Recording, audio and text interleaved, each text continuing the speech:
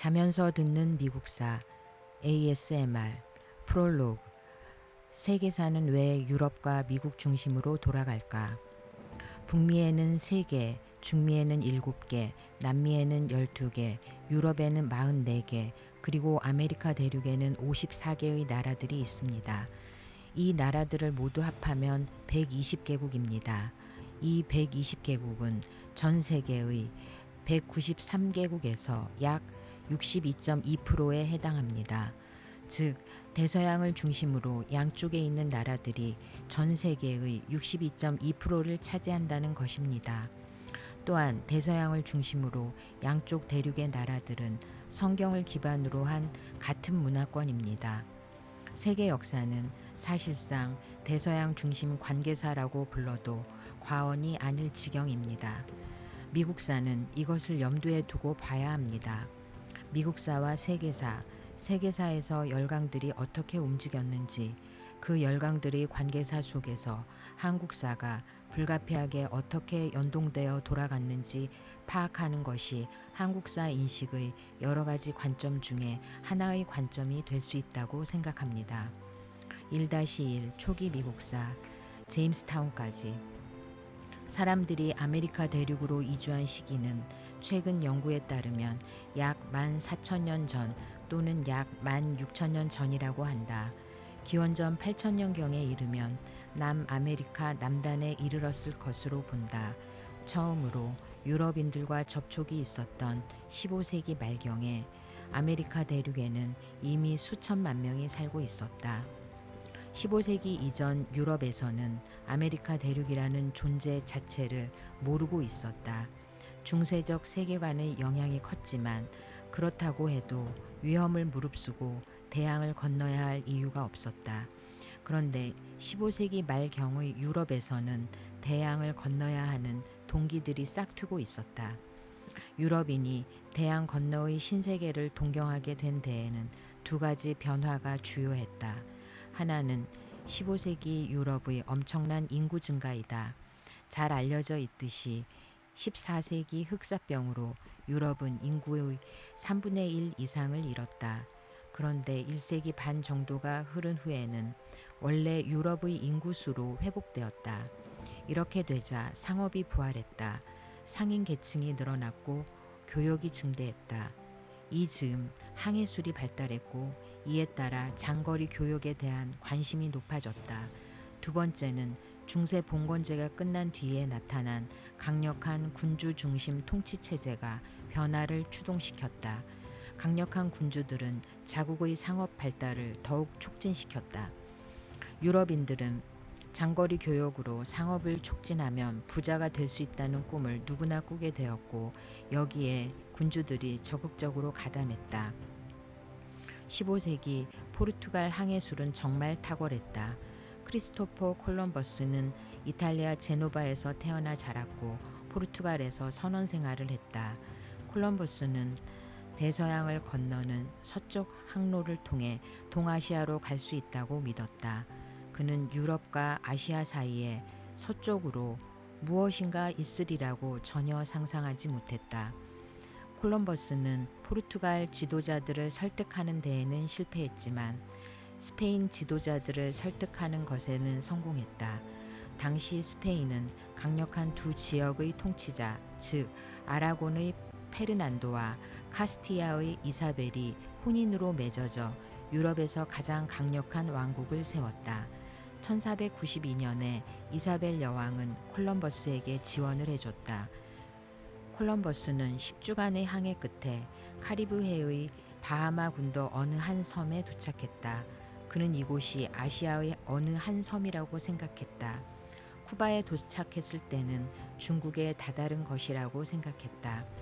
몇 명의 원주민들을 잡아서 스페인으로 데리고 왔다.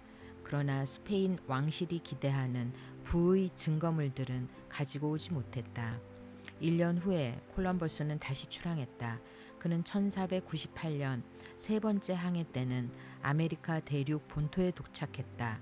그는 이때서야 처음으로 이곳이 아시아가 아니라 다른 새로운 대륙이라는 것을 깨달았다. 콜럼버스는 괄목한한 업적을 쌓았고 한때나마 인기 있는 영웅으로 행세했지만 자신이 발견한 신대륙에 자신의 이름을 붙이지도 못할 만큼 그의 생은 결국 사람들의 무관심 속에서 마감되었다.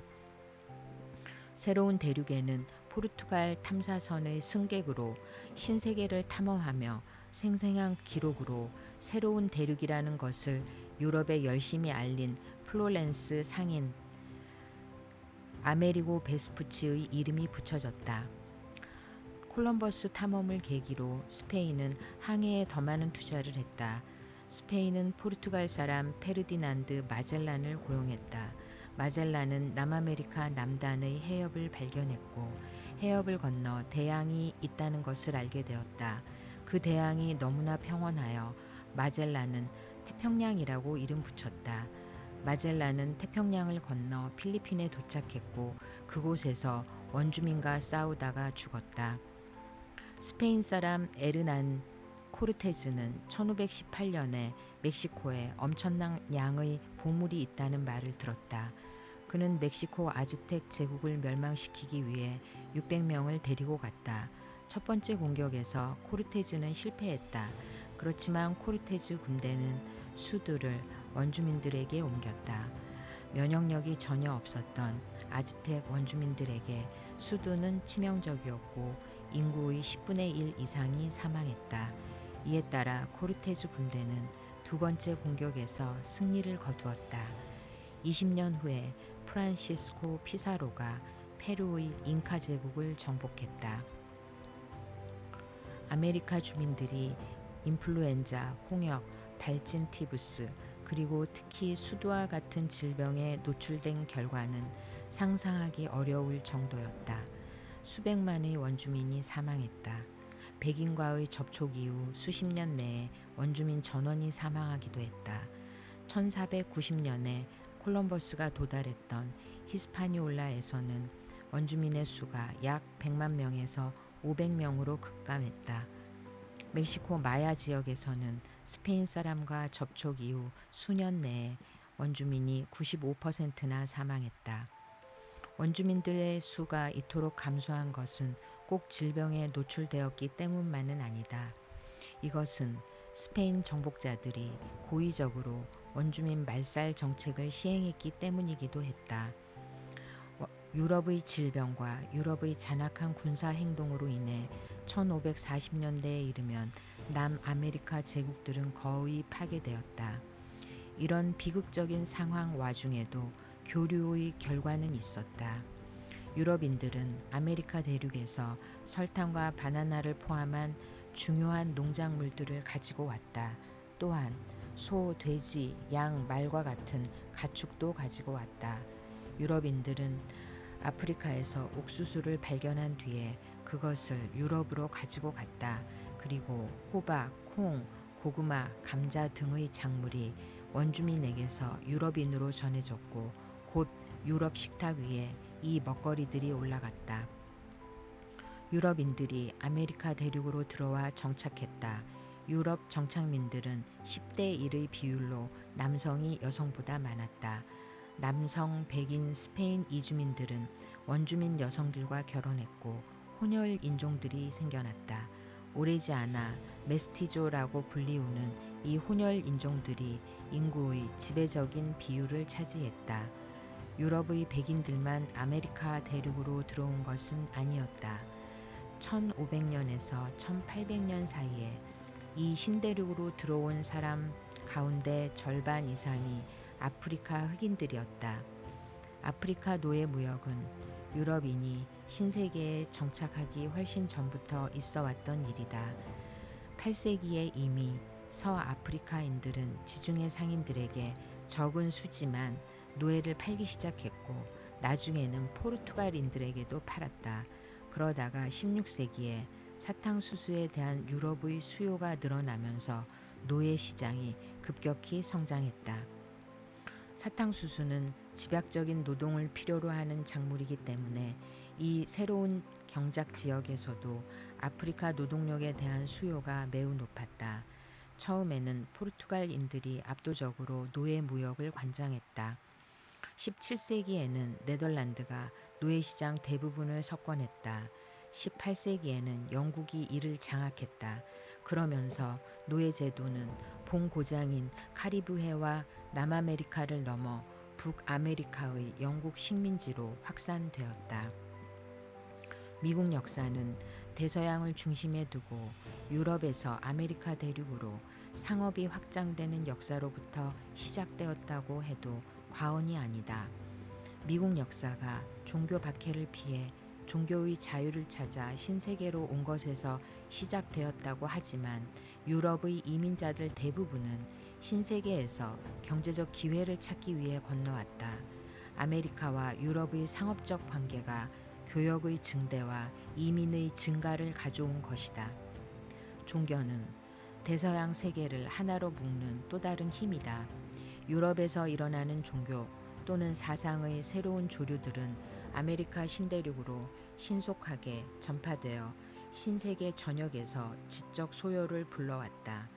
북아메리카 식민지인들은 영국 헌법과 영국인의 권리라는 개념에서 자신들만의 정치 개념을 형성했다.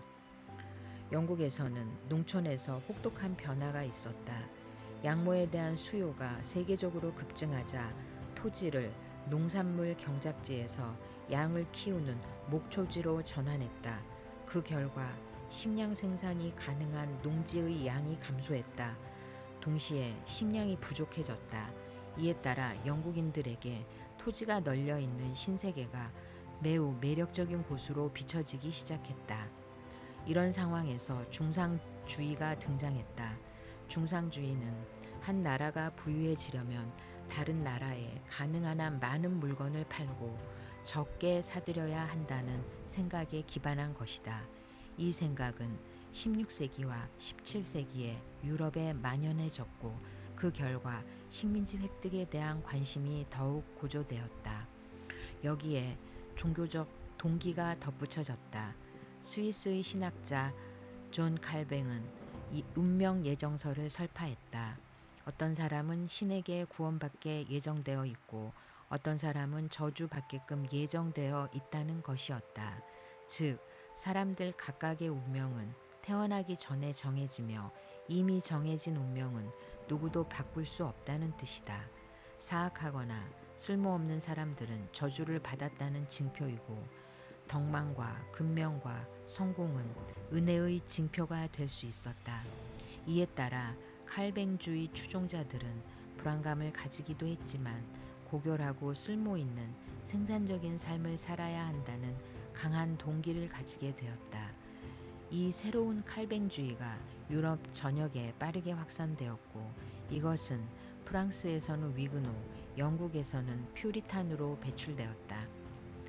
영국에서는 헨리 8세가 스페인 출신 부인과 이혼을 허락하지 않는 교황에게 분노하여 1529년 카톨릭과 유대를 끊고 스스로 영국 크리스트교 수장이 되었다.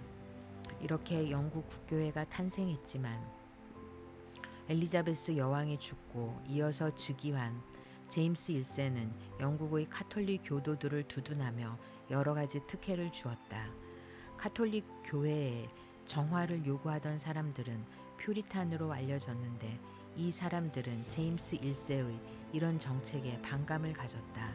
17세기 초부터는 이 사람들이 영국 밖으로 나아가 도피처를 찾기 시작했다. 신세계에 건설된 최초의 영국인 정착지는 1607년 버지니아에 건설된 제임스 타운이었다. 그런데 이보다 앞서 1578년에 험프리 길버트 경과 그의 배다른 형제 월터 롤리 경이 엘리자베스 여왕에게서 5년 동안 식민지를 탐험하고 건설하고 소유할 배타적인 권리를 부여받았다. 이들은 식민지를 건설할 탐험대를 이끌고 수차례에 걸친 탐험에 나섰지만 폭풍우를 만나 배가 가라앉았고 길버트 경은 바다에서 실종되었다. 실패를 거듭했지만 이들은 다시 여왕에게서 6년간의 배타적 권리를 허락받았다. 탐험대가 다시 출발했고 소규모 탐험대가 북아메리카 해안에 도착해 탐색했다. 이들은 자신들이 탐사한 지역을 버지니아라고 이름 붙였다. 평생 결혼하지 않고 영국과 결혼했다는 처녀 여왕으로 알려진 엘리자베스 여왕을 기리기 위함이었다. 이들은 일단 영국으로 돌아가 탐험한 지역에 대해 보고를 한 뒤에 1585년에 롤리경은 그의 조카인 그랜빌 경과 함께 지금의 노스캐롤라이나 연안에 위치한 로어노크 섬으로 탐험대를 이끌고 가 식민지를 건설하게 했다. 그러나 결과적으로 이 식민지 건설 사업은 실패로 끝났다. 식민지 건설의 일환으로 정착민으로 살라고 이주시킨 사람들은 그 자취를 찾을 수 없게 사라져버렸다.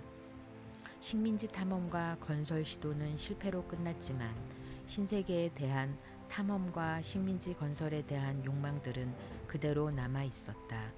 길버트 경과 롤리 경의 열정을 이어받은 다른 도전자들이 계속 나타났다. 그 도전자들의 시도가 건설한 것이 제임스 타운이었다. 제임스 타운을 만든 것은 런던 회사, 후일 버지니아 회사로 이름을 변경. 런던 회사였다. 이 회사는 1604년에 설립되었는데 1606년에 영국왕 제임스 1세에게서 식민지를 탐험하고 건설할 배타적인 권리 특허장을 받았다. 1606년 12월 초 혹은 1607년 초에 144명이 출발하여 1607년 4월 26일에 체서피크 만에 닿았다. 처음 출발할 때는 144명이었지만 도착한 사람은 104명이었다. 이들은 체서피크 만에서 강을 따라 내륙으로 거슬러 들어갔고 강을 따라 거슬러 올라가다가 적당한 지역에 정착했다. 그리고 그 강의 이름과 그 지역의 이름을 당시 특허장을 준 영국왕 제임스 1세의 이름을 따서 제임스 강과 제임스 타운이라고 이름 지었다. 제임스 타운을 만든 사람들은 원주민들로부터 안전한 곳을 찾아 내륙으로 들어간 것이었다. 내륙으로 들어가면 더 안전할 것이라고 생각했던 것이다. 그러나 그것은 잘못된 선택이었다. 선택한 지역은 낮고 습했고 주변은 숲으로 우거져 있으며 막강한 원주민 부족의 영역과 맞닿아 있었다. 104명의 이주민들은 또한 이 지역 전염병에 노출되었다. 그것은 말라리아였다. 런던 회사의 주주들은 이주민들이 목재나 타르, 송진이나 철 등을 찾아 생산해서 보내주기를 원했기 때문에 이주 정착민들은 식량을 생산할 농경에 집중할 수 없었다. 또한 런던 회사의 주주들은 이주민들 중에 단 한 명의 여성도 보내지 않았다. 따라서 이주민들은 여성과 결혼하여 가정을 이뤄 영원히 정착해야겠다는 생각도 할 수 없었다. 1608년에 러시아 회사가 보급품과 사람들을 태운 배를 다시 보냈을 때 104명 중에 살아남은 사람은 겨우 38명 뿐이었다. 혹독한 상황에서 살아남을 수 있는 사람들이 거의 없었다. 그런데도 제임스타운의 개척이 포기되지 않고 유지된 것은 존 스미스 선장이 노력한 결과였다. 스미스는 이웃한 원주민 마을에서 식량을 훔치고 원주민을 납치하기 위한 습격단을 조직했다. 그 결과 제임스타운에서 두 번째 겨울을 나는 동안에는 겨우 12명이 죽었을 뿐이었다. 런던 회사는 더 많은 이주민을 모집하려고 노력했다. 회사는 이주를 원하는 농장주들에게는 런던 회사에 주식을 제공했다. 또한 이주를 원하는 가난한 사람들에게는 7년 동안 회사를 위해 일할 것을 약속받고 버지니아까지의 탑승 요금을 무료로 제공했다. 1609년 여성과 아이들을 포함한 600명을 태운 배 9척이 출항되었다. 가는 중에 허리케인을 만나 한 척은 실종되었고 한 척은 버뮤다 해상에서 좌초된 채 몇 달 동안 꼼짝할 수 없었다. 그들을 빼고 제임스타운에 나머지 사람들이 도착했다. 그러나 이들의 상당수가 겨울이 오기 전에 말라리아 열병에 걸려 사망했다. 1609년에서 1610년 사이의 겨울은 굶주림의 시기였다. 이 지역 원주민들은 닥치는 대로 사냥을 해서 먹을 수 있는 짐승들 모두를 먹어치웠고 이주민들을 울타리 안에 가두어 나오지 못하게 했다. 이주민들은 개, 고양이, 쥐, 뱀, 두꺼비, 말가죽 등 눈에 띄는 것은 무엇이든지 먹어야 했다. 심지어 시체까지 먹어야 했다. 혹독한 환경에서 살아남은 사람들은 그 와중에 담배 농사에 대해 알게 되었다. 유럽인들이 담배에 대해 알게 된 것은 콜럼버스 덕분이었다. 콜럼버스가 쿠바 원주민들이 타바코라고 불리는 작은 담배를 콧구멍에 집어넣고 피우는 것을 보았던 콜럼버스는 이것을 유럽으로 가지고 갔다. 17세기 초에 이르렀을 때는 유럽 전역의 사람들이 스페인 식민지에서 들여온 담배를 피우고 있었다. 그러자 1612년 제임스타운의 정착민 중 한 사람인 존 롤프가 정착지에서 담배 재배를 시도했다. 담배 재배는 곧 제임스강 상류와 하류를 따라 확산되었다. 그런데 담배는 토양의 지력을 매우 빠르게 고갈시켰다. 이에 따라 더 많은 담배 재배 경작지가 필요했고 정착민들은 멀리 떨어져 있는 원주민들 지역까지 침투해 들어갔다. 또한 담배 경작에는 많은 노동력이 필요했다. 런던 회사는 이 즈음 버지니아 회사로 이름을 바꾸었다. 버지니아 회사는 더 많은 노동력을 식민지 정착지에 투여하기 위해 인두권 제도를 고안했다. 인두권이란 한 사람당 50에이커를 주는 제도였다. 새로 이주하는 사람에게 남자든 여자든 1인당 50에이커를 주었고 이미 먼저 이주했던 사람에게는 두 사람 몫인 100에이커를 주었다. 가족 구성원의 숫자가 많으면 많을수록 더 많은 땅을 받을 수 있었다. 땅을 받고 새롭게 담배 경작을 하면 그 땅은 정착 이주민의 것이 되는 것이고 버지니아 회사는 담배들을 그들에게서 구입해서 유럽에 파는 그러한 체제를 만든 것이었다. 담배 경작에 많은 노동력이 필요했기 때문에 아프리카의 노인들이 노예로 들어오기 시작했다. 1619년에 도착한 20여 명의 흑인은 결국 아프리카인들이 미국에서 노예화로 진행되는 첫 걸음이었다. 디즈니 애니메이션 영화로 유명한 포카혼타스는 여기서 이 즈음에 등장한다. 1613년 포카혼타스는 영국 원주민 분쟁을 겪는 동안 영국인에게 포로로 잡혔고 몸값을 치렀다. 그녀는 잡혀있는 동안 세례를 받고 기독교로 개종했으며 구약 성서 창세기의 리브가에서 따온 레베카라는 이름으로 개명했다. 종족에게 돌아갈 기회가 있었지만 잔류를 선택하였으며 1614년에 담배 농장주였던 존 로프와 결혼했다. 그리고 이듬해 1615년 1월 아들 토머스를 출산하였다. 1616년 롤프 가족은 런던으로 여행을 떠났다. 포카혼타스는 문명화된 미개인의 사례로서 잉글랜드 사교계에 소개되었는데 이는 제임스타운 정착촌에 대한 투자를 늘리기 위한 전략적 홍보 차원에서 이루어진 일이었다. 그녀는 크게 환대를 받았으며 화이트홀 궁전의 가면 무도회에도 참석할 정도로 유명 인사가 되었다. 1617년 롤프 가족은 다시 버지니아로 귀향하는 배를 탔지만 포카혼타스는 그레이브젠드에서 원인 미상의 병으로 사망했다. 포카혼타스는 원주민 추장 포우하탄의 딸이었다. 포우하탄이 죽고 그의 동생 오페칸 카누가 추장이 되었다. 오페칸 카누는 영국인 정착민들을 제거하기로 결심했다. 1622년 3월 어느 날 아침 오펙한 카누는 원주민들이 물건을 파는 것처럼 가장하여 정착민들의 마을에 들어갔다. 그리고는 갑자기 정착민들을 공격했다.